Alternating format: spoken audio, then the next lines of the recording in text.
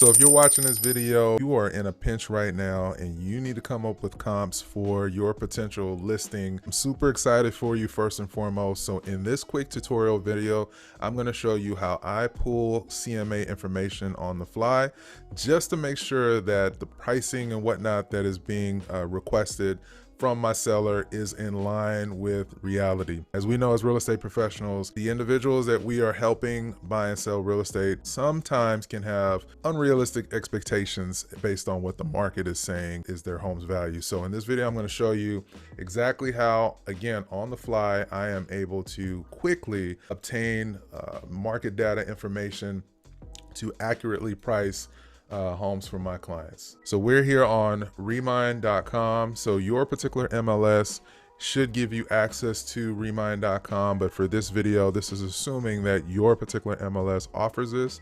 And my only shameless plug is if you have thought about EXP and you'd like to get my personal opinion on if joining EXP makes sense for your goals, because ultimately it depends on what your goals are and making sure that you're aligning with the right brokerage.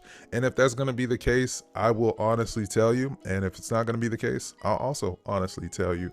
But I do training videos like this for my team and other agents that I'm personally sponsored with, because I want to help shorten the learning curve for newbie agents, veteran agents, and whatnot. And this video is just an example of the tons and tons and tons of training that I do for my team. So again, I'd love to have a conversation with you about partnering here at eXp Realty. Click the link below to book a time to chat. All right, so we're on remind.com, which is part of my particular MLS's membership. And all I got to do is go to the search tab here. And then I'm going to enter the address that I want to get comps for. And we're going to use one of the most famous addresses in Atlanta, Georgia, 501 Auburn Avenue Northeast, which is the childhood home of Martin Luther King Jr., the world famous Martin Luther King Jr. So that's the address I'm going to use for this video. If you've ever been to Atlanta or you've never been to Atlanta, you got to check out his childhood home. It's amazing. Once we enter in the address, we click property details. So again, this is the world famous home of Martin Luther King Jr. And then all you have to do is click create CMA. We're going to use Remind's create CMA function. And you just fill in all the information. If you want to add in these optional sections here, you don't have to, but you can if you choose to. But it'll automatically pull the data of the subject property here that you're interested in. And so it'll also give you the ability to plug in status of the listing information, things of that nature, again, that you wanted to pull data from if you'd like.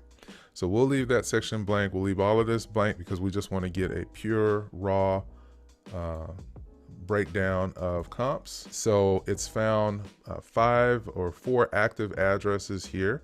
The subject property, of course, is going to be the Martin Luther King's childhood home. Then you click save and continue.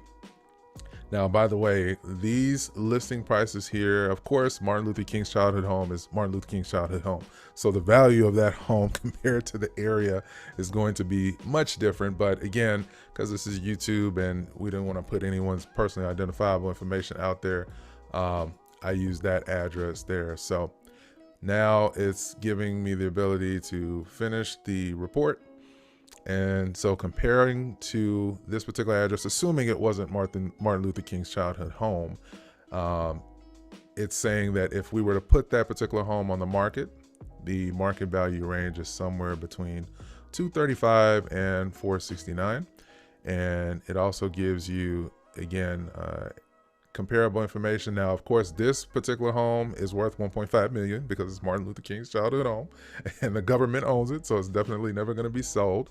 But if it was your particular client's, listing address, that's the address that you'd plug there.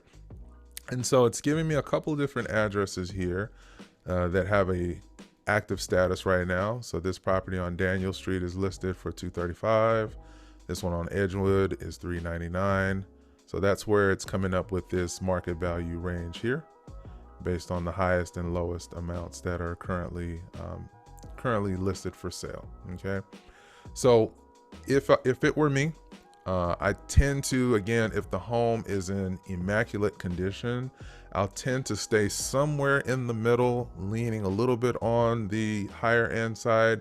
If every single home is an apples to apples exact replica of your subject property as far as bedrooms, bathrooms, and square footage, right? So these 3 homes here on Edgewood were all built in 2004, similar square footage here, give or take a couple hundred feet. And so the price for this one is, on the lowest end is $399.9, and then on the high end is $469. So this, I'd have a conversation with my seller, for example, and I would just let them know, hey, listen, these are our current competition as far as homes that are on the market at the present time. So I take a look and see how long it's, been listed on the market, each home. And then I'd also maybe run some comps to see what's recently sold in the area, right? And so based on that data, that's how I walk my clients through what would be a competitive offer to make. Again, staying somewhere in the pocket, between this $399 and $425. If there are extenuating circumstances like a much bigger backyard in your property, maybe a basement where these other ones don't have a basement, or some other, maybe it's a cul-de-sac. This is your job as the real estate professional to be the professional and help them navigate what would set their particular home apart to make it closer to the top of the market as far as what's in the area. Okay, so Remind.com, again, is what I use and what I would suggest, because it's typically connected with most brokers.